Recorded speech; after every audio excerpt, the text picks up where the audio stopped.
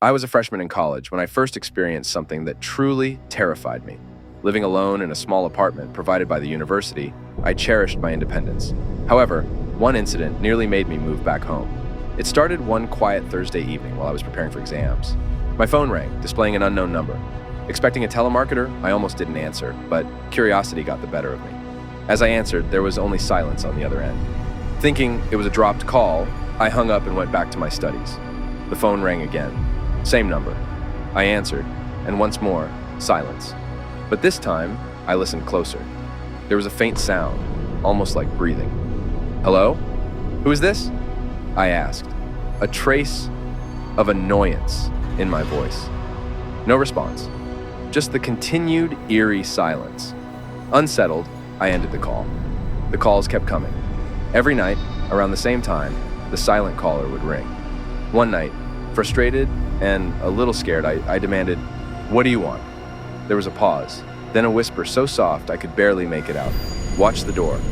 That whisper sent chills down my spine. I couldn't dismiss it as a prank anymore. I reported the incidents to the police, but without more to go on, they advised me just to change my number. I did, but it didn't help. 2 nights later, the calls started again, this time to the new number. I hadn't given it out to anyone yet. How was this possible?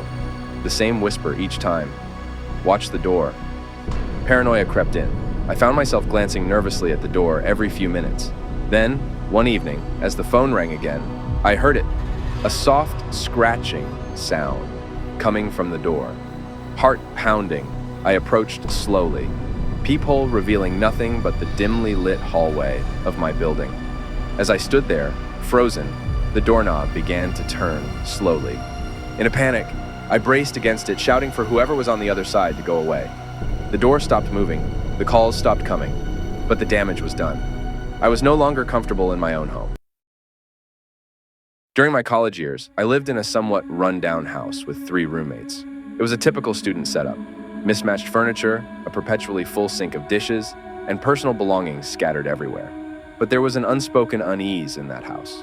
A feeling that sometimes late at night, you weren't alone. One evening, I was studying in my room when I heard what sounded like footsteps in the hallway. Assuming it was one of my roommates, I didn't think much of it until I realized the footsteps were too heavy, too deliberate to belong to any of them. Curious and a bit unnerved, I opened my door a crack to look out. The hallway was empty.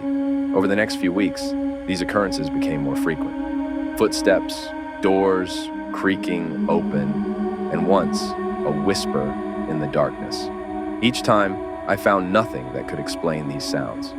My roommates experienced similar incidents, and we joked about having a ghost roommate, trying to lighten the mood. Then, one night, everything changed. It was past midnight, and I was the only one awake, reading in the living room. Suddenly, I heard the unmistakable sound of someone moving around in the attic. Our unofficial storage space that we rarely visited. The pull-down ladder was right in the living room, and as I watched, paralyzed with fear, the ladder creaked and began to descend slowly. As the ladder hit the floor, a figure emerged from the attic. It was a man, disheveled, with wild eyes and clothes that looked like they hadn't been changed in days. He didn't seem to notice me at first, moving stealthily towards the kitchen. I silently reached for my phone and dialed 911. The police arrived within minutes and apprehended him without incident. It turned out he was a homeless man who had found his way into our attic weeks ago and had been living there unnoticed. He'd been stealing food and occasionally moving around the house when he thought we were asleep. This happened when I was about 17 years old. I used to live in a relatively quiet suburban neighborhood where nothing particularly exciting ever happened. But one night, something so terrifying occurred that it still haunts me to this day. It was around midnight, and I was alone at home, watching TV in the living room. My parents were out of town for the weekend, and I was enjoying the solitude. Suddenly, I felt an overwhelming sense of unease, as if someone was watching me. I brushed it off as paranoia and continued watching my show. After a few minutes, I heard a faint noise coming from the kitchen. It sounded like the back door creaking open. I paused the TV and listened intently. The noise stopped, but my heart was racing. I got up to check, and as I approached the kitchen, I saw that the back door was slightly ajar. I closed the door and locked it, feeling a bit foolish for leaving it unlocked in the first place. I returned to the living room, but the feeling of being watched was even stronger now. I decided to close the curtains to feel more secure. As I pulled the curtains shut, I glanced out the window and saw him. A man was standing in my backyard, staring directly at me. He was tall, with disheveled hair and an unsettling grin plastered on his face. Our eyes locked, and I froze in place, unable to move or scream. After what felt like an eternity, I finally managed to back away from the window and grab my phone. I called the police, trying to keep my voice steady as I explained the situation. They assured me that they would send someone over immediately. I went to the hallway and hid behind the front door, clutching a kitchen knife for protection.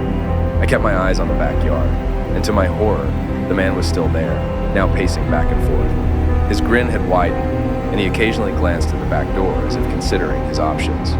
Minutes felt like hours, but eventually, I saw the flashing lights of a police car pull up to the front of the house. The man must have seen it too, because he suddenly bolted, disappearing into the darkness of the night. The police searched the area, but found no sign of him. They took my statement and assured me they would patrol the neighborhood more frequently. I was left shaken and terrified, unable to sleep for the rest of the night. I never saw the man again, but the memory of his haunting stare still gives me chills.